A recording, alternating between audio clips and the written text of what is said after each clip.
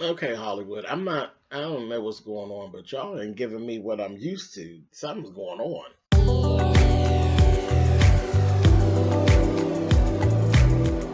And I'm like, come on through, Cookie. I'm going up on my soapbox. That's basically it. Let's talk about drag and all its forms.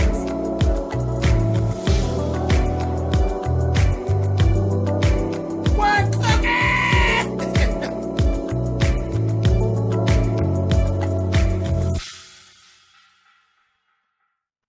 Hey guys, thanks so much for clicking on the video. This is my review for Love and Hip Hop Hollywood. This is season 6, episode 8. And well, I guess halfway through this mess, and it just ain't giving me what I'm used to. Like, I love Hollywood. I'm always, Hollywood, Miami, I like them. But Hollywood, this is kind of lackluster to say the least. I'm like, come on, honey, we got to step this up. This is not good. This is giving me New York tease. I'm still like, I don't like it. Anyway, first things first. K Michelle and that toenail. She finally sits down with this girl, and she's explaining to her the issues that she's actually having, and the biggest issue is pretty much the boy. It's the boyfriend. They done made a YouTube video and all of this, and he's bringing problems. Um, there's too much involvement. He wants to be involved in all of this, and he has things to say. Why? Why is he having anything to say? They're not even married or anything like that. And listen, my thing is, I don't even know why Kay is even bothering with this. I don't. I just think it's just useless. And again, but then yes, I do know why Kay's doing it, because Kay lives for drama. So this will provide drama. But like she was saying, I don't need you to be stressed out unnecessarily while you're carrying my twins. I don't. And he seems like he's going to stress you out. Ain't no seems like he's stressing her out already, and they ain't even, she ain't pregnant with your stuff yet. It's about this money. He's going to stress her out. And I don't know why you're even bringing yourself into that when it's not necessary. But again, like I said, drama. But this is not the time for drama. This is the time for a safe pregnancy. Carrying twins is not a joke. So you do what you want, but you're going to be heartbroken. You know you ain't got good sense as it is, and something happened with them twins, you are going to be a whole mess. They're going to have to talk you off the ledge. So I don't even know why you even getting into it, okay? Go sit your ass down somewhere. Moving on. April and her mother. Um, it was an interesting scene, where April actually talked to her mother and basically let her mother know, now that I am a mother and going through some things, I kind of understand why you made some of the choices that you made when I was growing up. Because her mother kind of, she made some choices and there was some separation, and we went through that whole story before. But now that she's dealing with all the stuff with Omarion and the two babies and all of that, she's saying, now being a woman who is caring for children, you look at things different. You look at things different. Once I have had my kids, then I did look at things different. Some things made more sense to me as an adult than they did when I was a child. So, yeah, there's some things that will never make sense to you until you actually become a parent. No matter how you become a parent, whether it be natural or adoptive or whatever. Just the fact that once you have to have someone else that you're responsible for taking care of, you look at things a lot different, and then a lot of things that have happened to you in your life will make different, maybe not better, but different sense to you as you go through it. So I understood that. That was cool. Moving on. We got Brittany, Apple, and Bonnie. We got in this scene, we got an explanation of how Bonnie and Apple kept their bond. Um, Bonnie is the daughter of the man. Remember the man last season that was pretending to be Apple's daddy, but he actually isn't. Um, the two of them decided to continue on their sisterhood. Even though that they're not blood sisters, because they had a bond, they have a bond. So, and that's natural. That makes sense. That makes complete sense to me. So that was that. They explained that. Brittany has had some type of a breakthrough. So she says, but I told her I don't trust her. But she agrees because Apple was like, you and Lyrica are both friends of mine, and y'all need to get it together. I just think, if y'all could get that together, everything would be fine. She agrees to go patch up things with Lyrica. So I was like, I got my good eye on her. And then we found out in this scene that Apple's mom had actually reached out to her. Her and her sister, her mom and her sister had reached out to her. Her mom wants to meet with her, and she hasn't seen her mother in over a year since she threw her mother out of her house. So she agreed to see her, and interesting. They ended up getting together, and it was interesting. It had been like quite a long time. Her mother ended up explaining because there's three other sisters. They're triplets. And the triplets stayed with the grandmother, and Apple and her other sister, Dominique, they went into the system. I was like, wow. And she was talking about all the things they had to do to survive and all this. It was sad. It was really sad. And the mother was explaining, different things. And the mother told them that the grandmother kind of just felt like they were already ruined. And she felt like she could save the triplets. So that's why she let the two of them go. I said, well, that's a lot. That's a lot. I said, that's really sad. And her mother asked for forgiveness. Her mother asked for her forgiveness. And strangely enough, Apple accepted the she accepted the apology and told her mother she'd forgive her, and all of that. And I said, well, that was cool. But then, when I got to laugh, when I looked down, Honey and the sister got an ankle bracelet on. How she had to plug it into the wall because it needed recharge. She on house arrest like a mug. I said, it was interesting. Anyway, so speaking of all of this other stuff with Apple, let's clear this up. So Lyrica G, Big Lyrica, she's actually doing a little event. She's singing some of her new songs. She had actually done her album, and her album was actually done with Mr. Dalvin from Jodeci. He's still cute. I said, he still look kind of young. I said, look at him. He's aging well. So he was the only cute. Remember, Mr. Dalvin was the cute one because there was only one in the group. He's still cute. Anyway, so he was there, and they were all sitting there listening to Lyrica sing her song. And I said, child, look at her. She's so funny.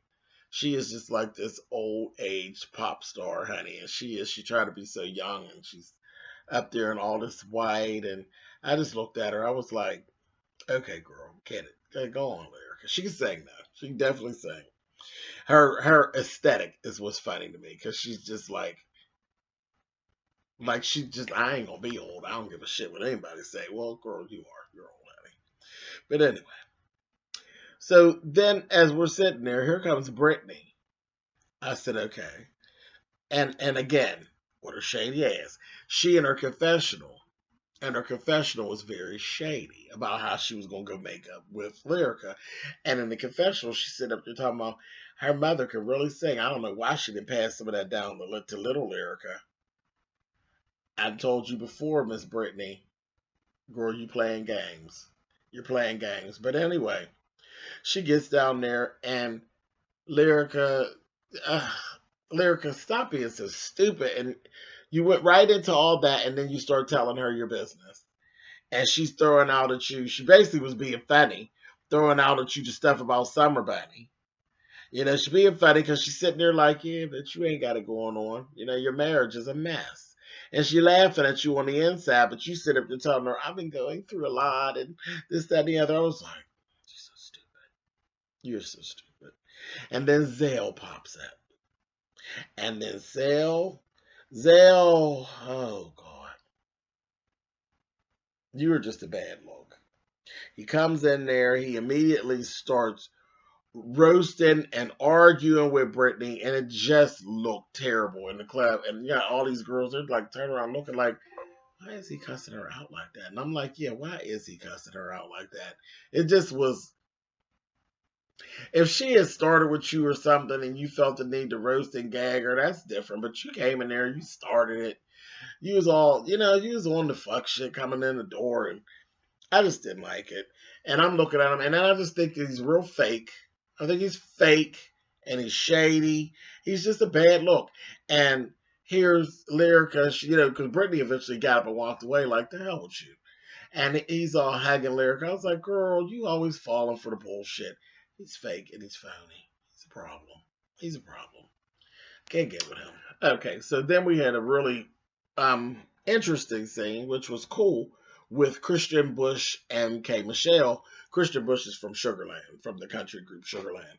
And they were talking about her actually going into country music and all of this. So I'm like, okay, cool.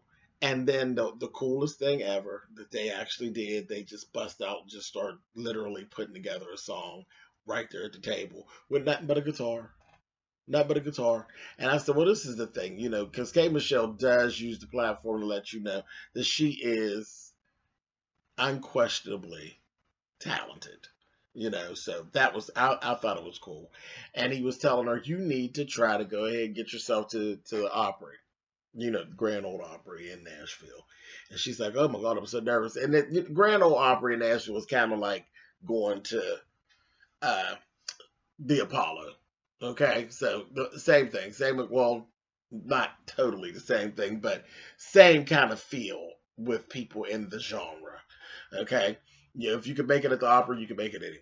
If you can make it at the Apollo, you can make it anywhere. It's same kind of feel. And he told her the only thing that's going to stop you from making it in country music is your fear. Other than that, you got all the tools that you need to be able to do it and do it well. So you just got to believe it. And I was like, all right. So that was really a good scene.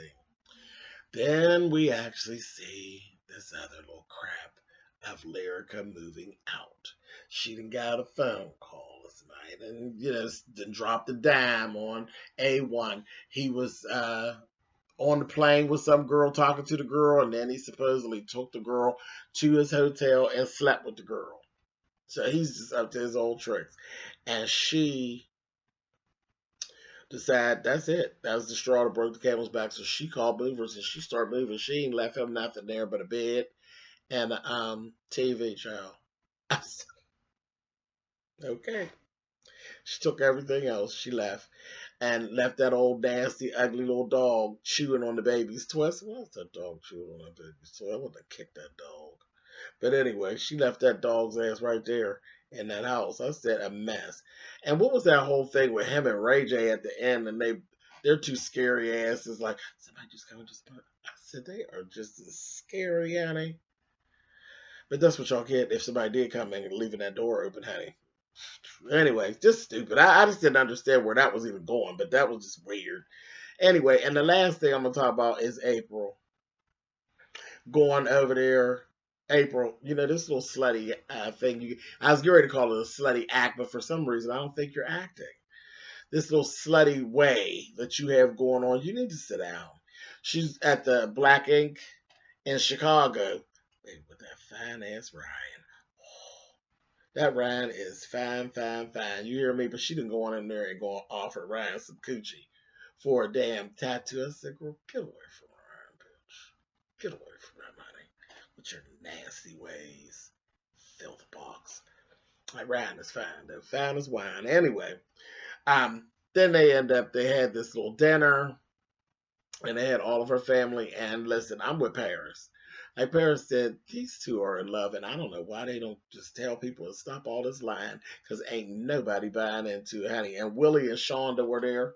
I haven't seen them in a while, so it was good to see them. They look like they're doing well. But yeah, and they were questioning it, everything too. Nobody is buying it. It's like they are so a couple. You know what I mean? When she decided she wasn't going to go to the concert, and he was getting ready to get up and leave. And she's like, oh, excuse me. And they both got to get up and leave the table and kissing each other. Child, everybody knows. Who knows that Drew and April are screwing? Everybody, bitch. Everybody knows. They ain't fooling nobody. Child, and all this old family talk and the mother crying. I'm so glad you were there to be with her. He was with her, all right, girl. I said, girl, y'all is clowning. Just clowning. Anyway, and that's pretty much it. That's all that really went down with this episode. Like I said, Hollywood, y'all gonna have to do something. Y'all gonna have to do something because look how late this review is out. That's how the show is holding my attention. That's not good. Not with my love and hip hop. So y'all have to do something, baby. Mona?